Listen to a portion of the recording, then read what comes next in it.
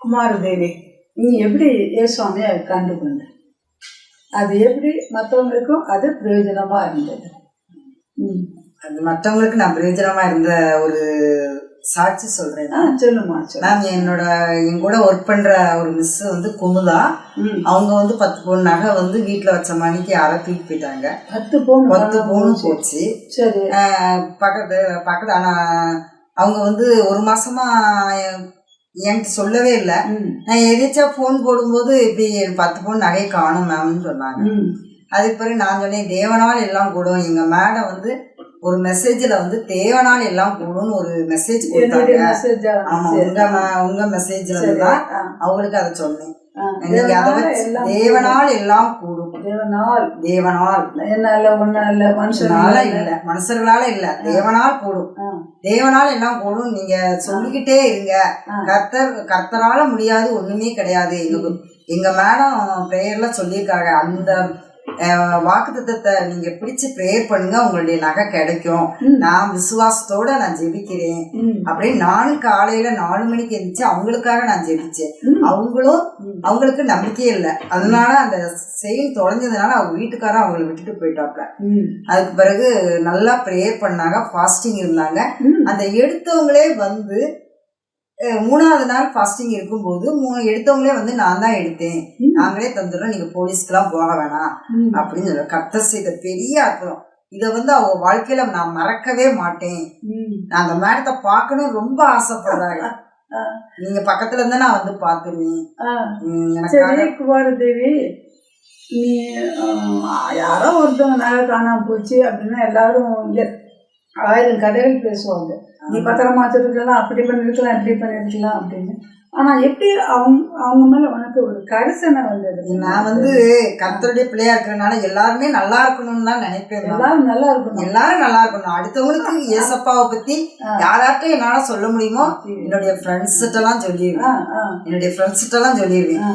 அப்படின்னு சொல்லும் போதுதான் நான் வந்து மற்றவங்களாம் அந்த மிஸ்ஸை திட்டினாங்க. ஆனா நான் வந்து ஒரு வார்த்தையும் சொல்லல.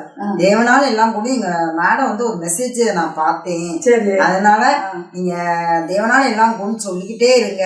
கட்டாயம் கிடைச்சது. 1 மாசம் தான், அதே மாசத்துல கிடைச்சது. ஆனா இப்ப நல்லா வீடு கட்டி இப்ப நல்லா அவங்களுடைய வாழ்க்கை நல்லா இருக்கு. கர்த்தருடைய கிருபைதான். ஆமா, நான் உங்களுடைய மெசேஜ தான் எடுத்து அவங்களுக்கு சொன்னேன். ஏசின் ரத்தம் ஜெயன்னு நீங்க ஒரு மெசேஜ் கொடுத்துருவீங்க. அந்த மெசேஜ்ல ஆமா, ஏசின் ரத்தம் ஜெயன்னு ஒரு மெசேஜ் கொடுத்துருக்கீங்க. அவங்க வீட்டுக்காருக்கு வந்து அந்த ஏசி ரத்தம் ஜெயன்னு சொல்லியே தண்ணியோ உணவோ கொடுத்தாங்க. இப்ப வந்து வீட்டுக்காரர் வந்து நல்ல பொறுப்புள்ளவரா இருக்காரு. அது கர்த்தருடைய கிருபை. உங்களுடைய மெசேஜ் எனக்கு வாழ்க்கையில எனக்கும் மற்றவர்களுக்கும் மிகவும் பயனுள்ளதாக இருக்கு. கர்த்தருக்கு கோடான சோஸ்திரம். ரொம்ப சந்தோஷம். சில சமயங்கள்ல நினைப்பு இந்த வயசான காலத்துலயும் உட்கார்ந்து விடாம வேலை செய்யணுமே சில சமயம் போடணும் மேம், கஷ்டமா போடணும். எங்களுக்கு ரொம்ப யூஸா இருக்கு. ஏதோ எங்களுக்கு நாங்க வந்து இந்து ஃபேமிலியா இருந்தாலும் எனக்கு தெரிஞ்சதை நான் சொல்லுவேன். எனக்கு வந்து ரொம்பலாம் தெரியாது. எனக்கு தெரிஞ்சதை இப்படி உங்க வாட்ஸ்அப்ல பாக்குறது, அதுல உள்ள அந்த வாக்குத்தத்தத்தை வந்து மற்றவங்களுக்கு இந்த மிஸ்ன்னு இல்ல, இன்னும் 2-3 மிஸ்ஸுக்கும் நான் சொல்லியிருக்கேன். அவங்க அதெல்லாம் நல்லா ரொம்ப யூஸா இருக்கு. கர்த்தர் எனக்காக யாவை சரி விழிப்பாரு ஒரு மெசேஜ் நீங்க கொடுத்தீங்க, அது நல்லா இருக்கு. ஆனா நீ சொன்னாப்புல அப்படியே காணாம போனது அப்படி அது மிராக்கிள், எவ்வளவு பெரிய மிராக்கிள். அது நீ அவங்க கூட சேர்ந்து ஜெபம் பண்ணிருக்க. ஆமா, யோகா ஃப்ரெண்ட்ஸுக்காக ஜெபம் பண்ண பொழுது அவனோட சிறையிருப்ப மாற்றினார் போல நீ அவங்களுக்காக ஜெபம் பண்ணது ரொம்ப என் உள்ளத்தை வந்து தொட்டது. வா, அப்படிதான் ஜெபம் கையிட்டாங்க. எங்களேசிக்கு நல்லா காப்பனா சுவாமி, இந்த நேரத்தில் அவங்க அருமையான மாணவி ஆண்டவரே, ஆண்டவரே தேவரையர் அவர்கிட்ட நான் எப்போ எத்தனையோ காரியங்களை கற்றுக்கொண்டிருக்கிறேனாப்பா. ஆண்டவரே, மற்றவங்க பிரச்சனைகளை கண்ணோக்கி பார்த்து அதற்காக அவள் தன்னால் முடிந்த அளவுக்கு அவளும் ஜபித்து உபவாசம் பண்ணி கர்த்தாவே தேவரீர் நிச்சயம் கிடைத்ததற்காக உங்களுக்கு நன்றி செலுத்துகிறோம். அதன் மூலமாக அந்த குடும்பம் ஏற்றுக்கொண்ட கிருபைகளுக்காக நன்றி ஏசப்பா. அந்த நேரத்தில் சுவாமி காணாமல் போன ஆடு காணாமல் போகுது, நகை காணாமல் போகுது, மனுஷனே காணாமல் போயிடுறாங்கப்பா.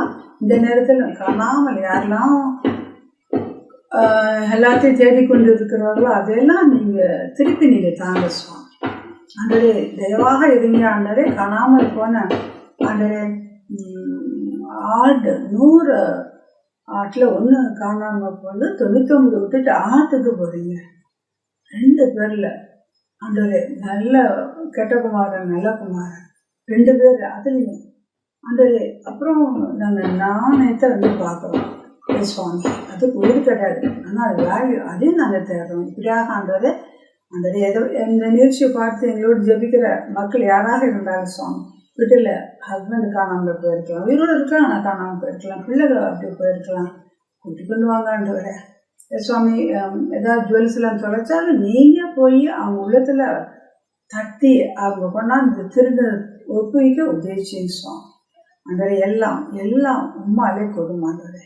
காணாமல் போன ஆடுகளை போல சிதறி திரிகிற மக்களையும் மண்டே பண்ணுறதான் சுவாமி. நன்றி அப்பா, எங்கள் பிள்ளைய மென்மேலும் ஆசைப்படுறீங்க சத்தத்தை நான் கேட்குறேன். இஸ்ரவேலை ஆசீர்வதிக்க கர்த்தர் விரும்புகிறார். கோடி கோடி ஸ்தோத்திரம். ஆமென் ஆமென்.